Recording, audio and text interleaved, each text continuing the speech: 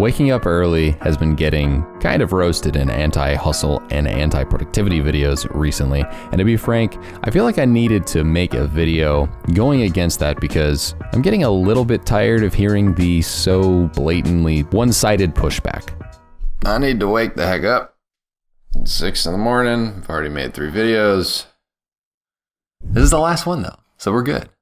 No, I'm pretty good. I've been up since 5 and it's no problem. I'm gonna make the argument for and against waking up early in this video, so you're gonna hear the side of this guy who likes waking up early, considering he just told you that he likes waking up at 5.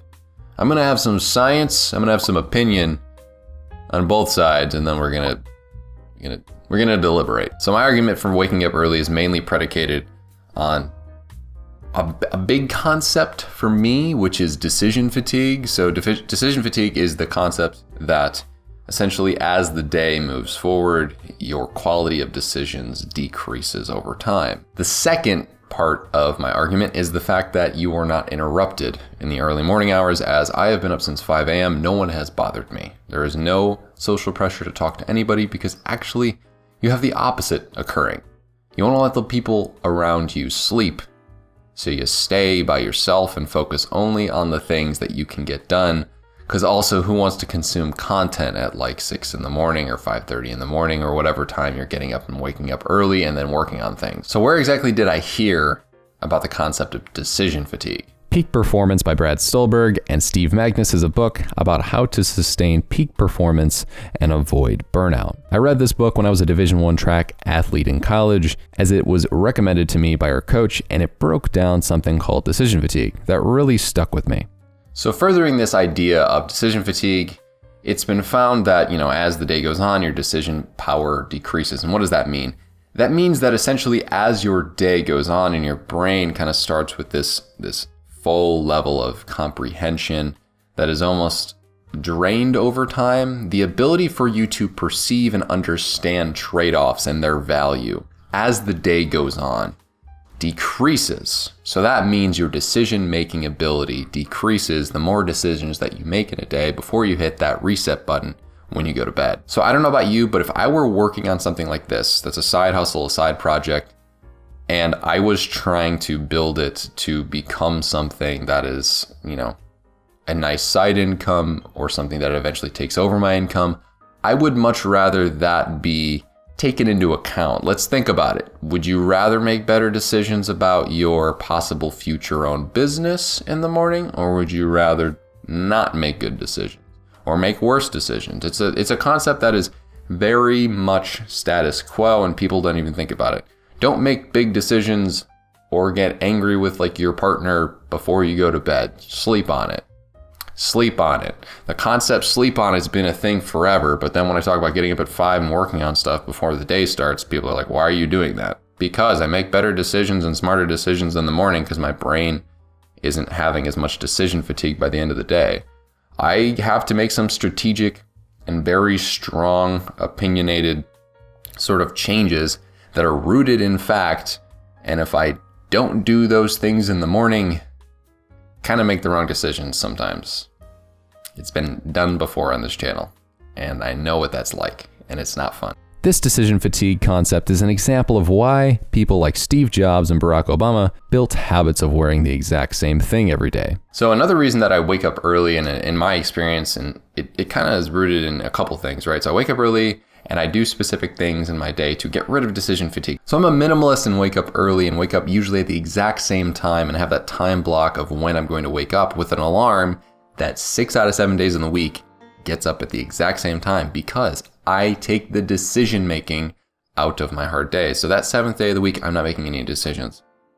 But 6 out of the 7 days, I'm working or I'm doing my side hustle stuff or both. And I need to make the least amount of decisions as possible outside of those actual, tangible, consequential decisions. So, is it consequential that I wear this shirt? Not really. Nobody actually cares what I'm wearing if it's half decent, unless I look like an absolute slob. From what I can tell in my life, nobody notices.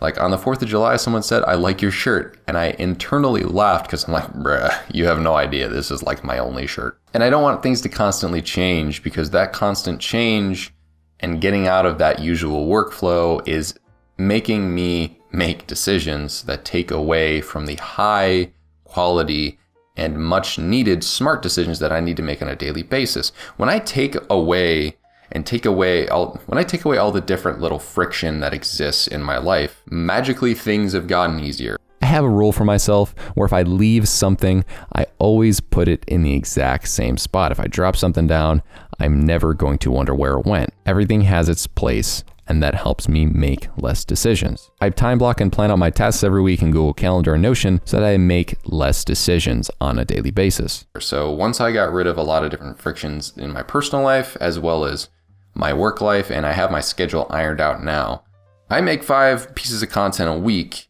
between the podcast and 4 videos on my YouTube channel a week. And I also make sponsored videos on the side, actually. So I have managed to make, in a week before, put the Zach Galifianakis meme. I managed to make 8 videos in a week once. So I had a sponsored video by a company that I was doing for their channel. And then I had 6 videos I made for this channel. And then I had a podcast, so actually 8. I made 8 pieces of content in a week once. And I worked 45 hours that week. You see why I wake up early? Oh, and another thing is I am still managing to keep a good workout regimen. So something I've been doing is I'm doing a lot of body weight exercises, as well as I run about 20 miles a week, 25 miles a week. And that's been something that's really healthy and beneficial. I think getting up early also helps for a lot of people because especially in the summer, spring, and even fall months, getting up and running early kind of gives you some energy throughout the day, or working out early gives you energy throughout the day, as well as the reason I mentioned the time of year is because it's not going to be too hot when you go and run, because that's just a thing. A lot of people will be like, I can't run now, it's too hot. In the summer, in these crazy months in Illinois, there are a lot of really humid days that you don't want to run past like 8. It's just not fun. So I'm gonna show you guys this is like my Strava. This is like my done habit tracker where I track all my push-ups and whatnot. I've been doing a lot of body weight exercise and it's been really nice. I actually really enjoy it, by the way. It would take more emotional and mental fortitude for me to say no to social events that then would lead me to not be able to keep up with the content calendar I have, rather than me just not having the opportunity to say no because I got my work done in the morning. So this is the argument against waking up early. Usually it's rooted in this. I am not a morning person. I feel really tired and lethargic when I get up that early and it doesn't change for hours. That's actually pretty fair. Like, I'm gonna not be rude here and just straight up say, like, if you are somebody who genuinely has a problem with waking up early, then you should not do it. So I'm gonna be clear here though, like, there's a difference between somebody who wakes up early and then has negative impact from that for hours, and somebody who just doesn't feel like doing it because it's difficult for the first hour or 30 minutes. Because to be blunt, I used to work at an internship a few summers ago where I had to get up at 4:30 every day to fit in my track training before I had to go to work. So there was a 45-minute commute. And that made me feel tired throughout the day then. But now it doesn't because I just trained my body to get through it. And now I actually feel pretty great throughout the rest of the day. But for some people, that is actually like a thing. Some people I know who I trained with throughout high school or college, they woke up at whatever time for practice and they just were tired throughout the rest of the day. And that's just the way some people are built, and I'll accept that. Now, I do want to say, if you are coming from a place of, oh, well, I can wake up early, I don't have to wake up early, I cannot be bothered throughout the day. There's like, I don't want to use the word privilege, but there's like a minor social privilege that you're privy to here, which I don't know if maybe people realize, but if you're able to say that, you're probably like my age. I'm gonna explain what I mean, but like, you're probably my age and you don't really have like, I don't want to say real stuff to deal with, but kinda. Think parents. Think people who work collaboratively. Think people with loved ones they take care of. Some people just can't have as much flexibility during the day, and that's just the honest truth. And if you're gonna tell these parents to just go to bed later and work on their stuff, respectfully, tell that to the parent who's gonna get woken up at like 4 a.m. by their kid, or 5 a.m. by their kid, and say that to their face. Like, I don't know if they're exactly gonna want to hear that from you. I'm not about to advocate for people getting 4 to 5 hours of sleep. Like I have accidentally done it. And even when I'm this whole productive mindset, I could get like 8 hours of sleep, but I like my sort of winding down time. So I'm more of like a 6.5 to 7 kind of guy. I just can't advocate for 4 to 5 hours of sleep though. That's just not healthy. Like not everyone's got huge energy levels and can handle that. Also, it's not good for long-term things. I'm not going to advocate for that on here. So basically both sides are right. If you are like me and can handle getting up early, do it. I think it's probably the right thing to do. If you're somebody who can't and has been trying for years, cut it out, go at night.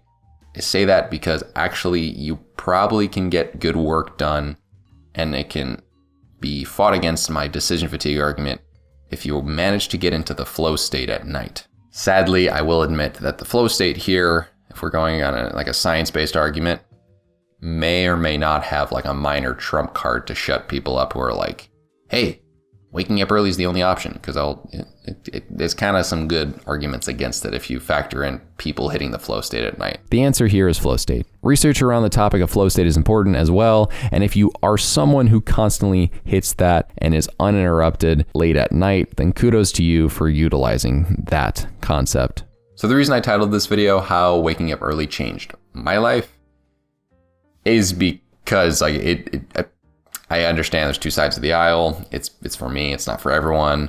I'm turning into this guy who keeps saying it over and over again, but I am not an expert. I'm just an enthusiast.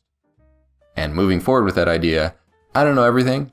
I just know that things work for me, and I want to express that to others. For example, this script was written and finished at 6:30 a.m. on a Saturday, and I had already written 3 video scripts. Science helped me there. Maybe for you just aren't able to do that with the way that your body reacts to sleep. I also just might be a freak. Like, I'm fully aware of that. I just might be, like, I have high energy levels now because I don't run nearly as much as I used to, but I work out a healthy amount. Who knows? Let me know what you guys think about this in the comment section down below. I don't want to start a fight about it. I want to have a dialogue and have a conversation, because I think maybe more of us agree than we think on this subject. As I've said here, both sides of the aisle can be right in their own unique experience, and I appreciate you guys for listening to this dude ramble on about how waking up at 5 a.m. has changed his life. So with that being said, thank you guys so much for watching this video, and I'll see you guys in the next one.